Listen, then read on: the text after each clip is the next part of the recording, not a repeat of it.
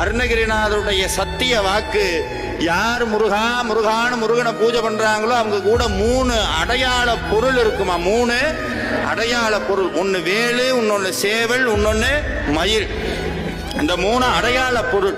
பாம்பன் சுவாமி சொல்லுவார், வேலும் மயிலும் சேவலும் துணை எழும்போதும் வேலும் மயிலும் என்பேன், இழந்து தொழும்போதும் வேலும் மயிலும் என்பேன், தொழுந்து அழும்போதும் வேலும் மயிலும் என்பேன் என்று ஒருத்தர் கேட்டார். என்ன சார் இது, பறவையெல்லாம் கும்பிடுறீங்க, மயில கும்பிடுறீங்க, சேவலை கும்பிடுறீங்க, இதெல்லாமா சார் சாமி அப்படின்னு கேட்டா ஒரு உண்மையை புரிஞ்சுக்கணும்.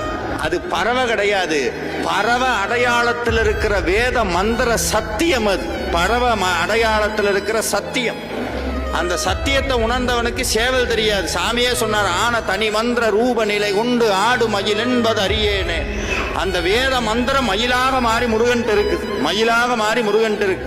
சேவல் ஒவ்வொரு தடவையும், இன்னைக்கு சேவல் என்னன்னா நன்றி கடன் மறக்காத ஒரே பறவை சேவல் தான்.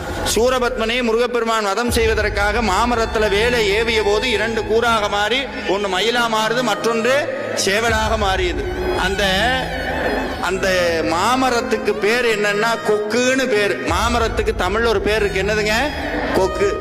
அந்த கொக்கார் இந்த மாமரத்தை அறுத்த கோ யாருன்னா, கோனா தலைவன். அந்த சேவல் ஒவ்வொரு